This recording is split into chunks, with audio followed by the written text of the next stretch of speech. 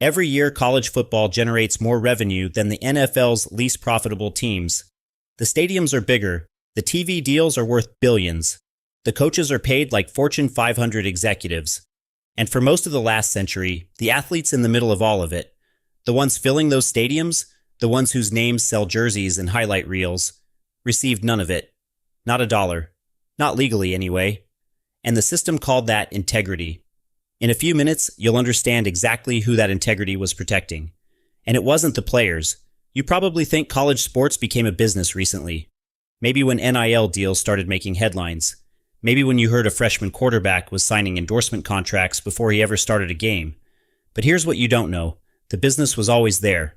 What changed is who finally got invited to the table. Let's start at the beginning. Because the origin of this system tells you everything about how it was designed. In the early 1900s, college football was a brutal, loosely organized sport played mostly for regional pride. Players were genuinely amateurs in the truest sense, students who competed for competition's sake. But even then, universities noticed something. When their teams won, donations went up. Enrollment applications increased. Alumni opened their wallets. The athletic department wasn't a profit center yet, but the pattern was already forming. Sports were valuable.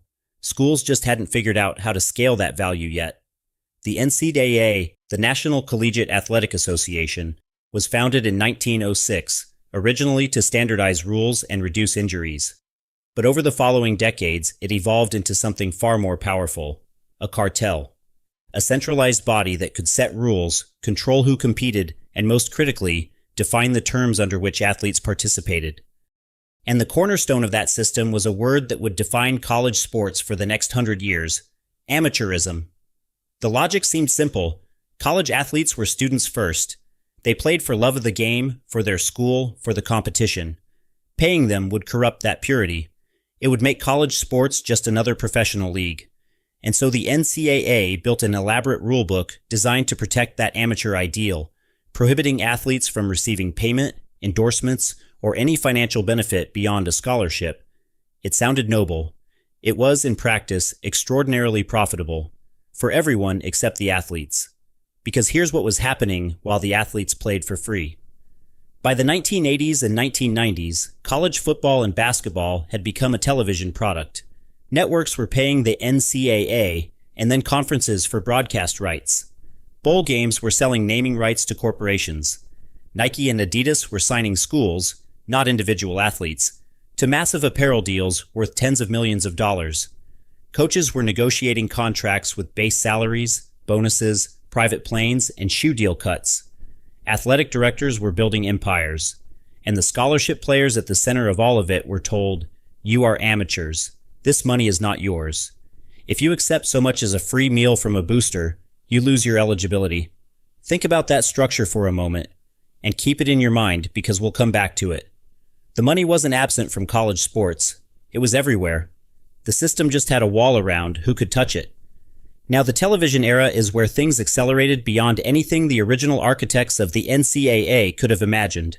And one deal illustrates exactly how enormous this machine became.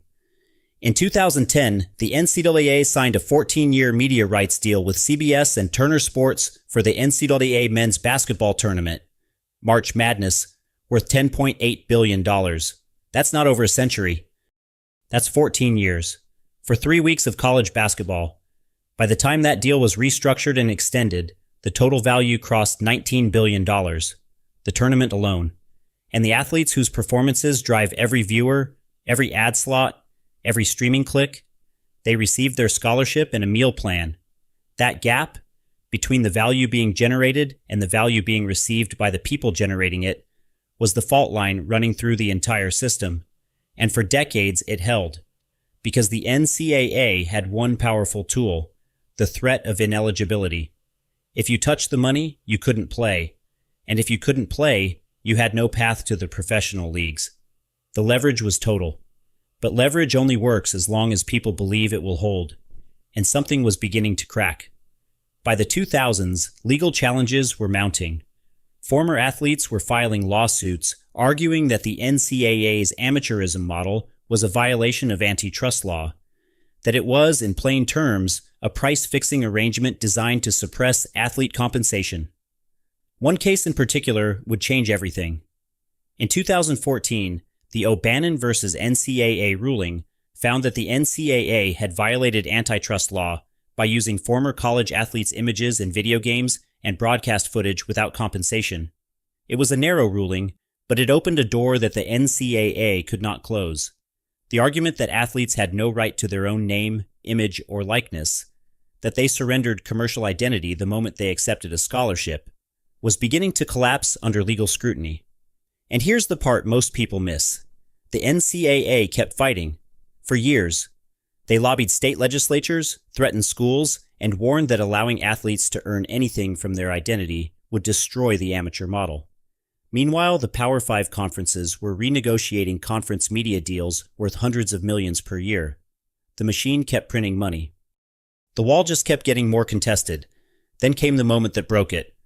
In June 2021, the United States Supreme Court ruled unanimously against the NCAA in NCAA versus Alston, 9-0. The court found that the NCAA's restrictions on education-related benefits violated antitrust law. Justice Brett Kavanaugh went further in his concurring opinion, writing words that cut through decades of legal maneuvering.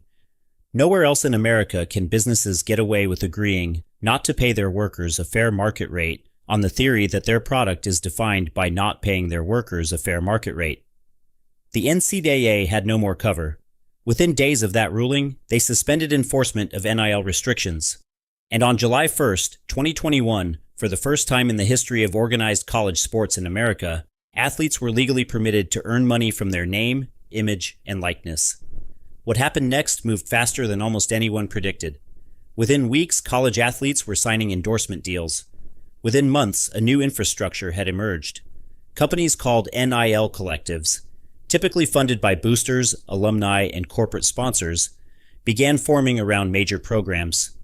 Their explicit purpose: pool money to compensate athletes for NIL deals, often structured around social media posts, appearances, or marketing campaigns that were sometimes barely more than formalities.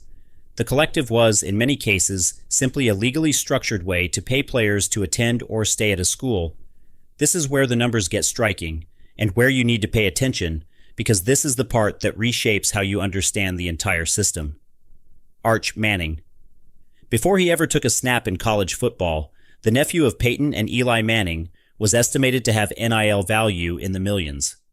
When he committed to the University of Texas, the coverage wasn't just about football. It was about brand value, collective deals, and what his presence meant for Texas football's recruiting ecosystem.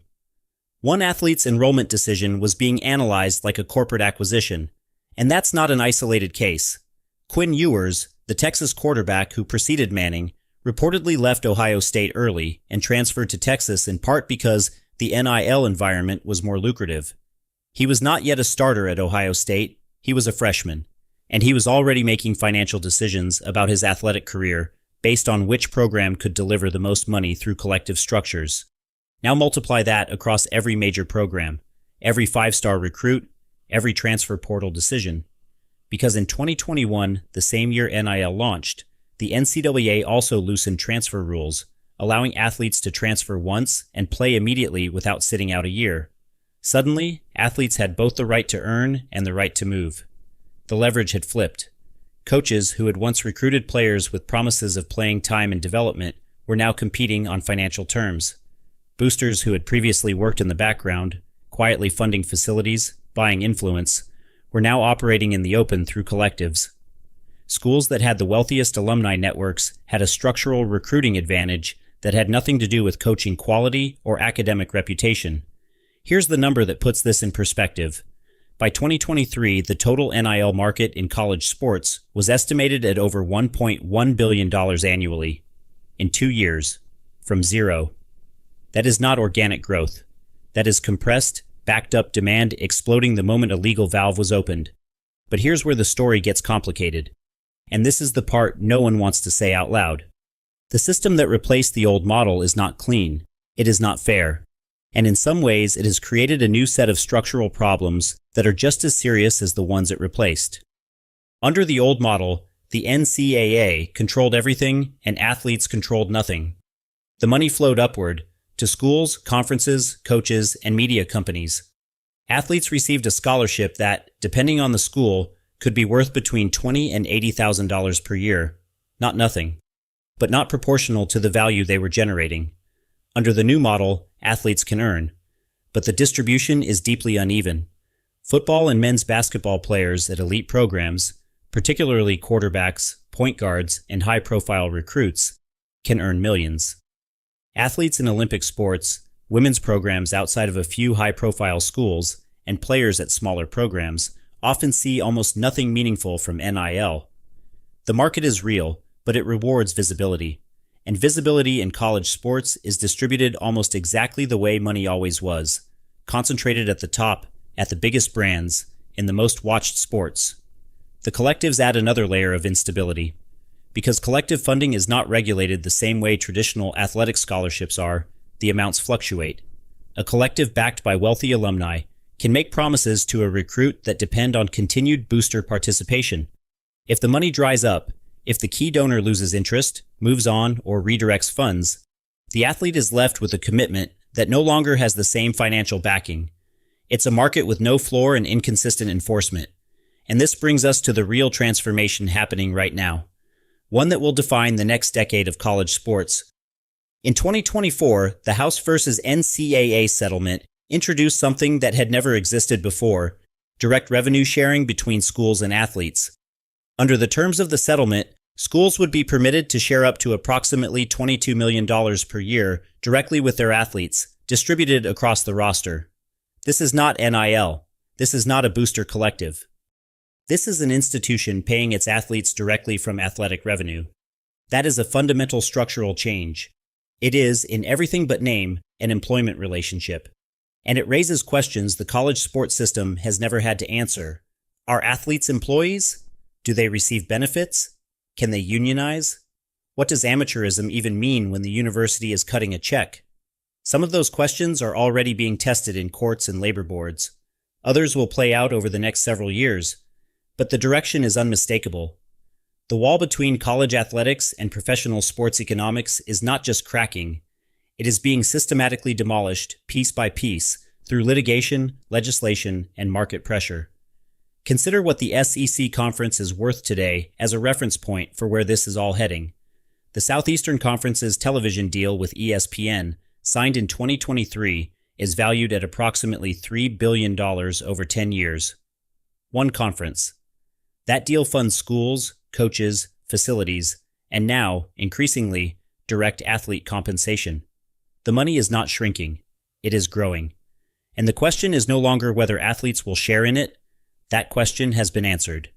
The question now is how that sharing will be structured, regulated, and sustained without collapsing the academic and competitive framework that gives college sports their identity. Because that identity, the idea of the student athlete, the amateur competing for something beyond money, is not just marketing. For many fans, it is the emotional core of why college sports feel different from professional leagues. The loyalty to a school rather than a franchise. The sense that players are representing something larger than a paycheck. Whether that feeling survives the full financialization of the model is genuinely uncertain. And the stakes of that question extend beyond sports into university culture, regional identity, and the relationship between education and entertainment in America. Here is the lesson hiding inside all of this, and it's one that applies far beyond college sports. For most of the 20th century, college athletics operated on a simple institutional fiction, that the people at the center of the enterprise were not workers, and therefore the rules that govern labor markets did not apply. That fiction was maintained not because it was legally airtight or morally defensible, but because it was financially convenient for the institutions holding power. The moment it became legally indefensible, through sustained litigation, legislative pressure, and a Supreme Court ruling, it collapsed almost immediately. The system didn't change because the people running it had a change of heart. It changed because the legal and market structures that sustained it gave way. And that is a pattern that repeats across industries, across economies, across history. Structural power rarely yields voluntarily. It yields when the cost of holding it becomes greater than the cost of releasing it. College sports are now in a transition period that has no clear endpoint. The athletes who built this business are finally visible participants in its economics. But the structure being built around that participation is still contested, still fragile, and still deeply unequal. What comes next will be shaped by courts, by conference commissioners, by Congress, and by the athletes themselves, who now have leverage they never had before. One thing is certain: the version of college sports that existed for 100 years is gone. What replaces it is still being written, and the money, as it always has been, will determine who gets to hold the pen.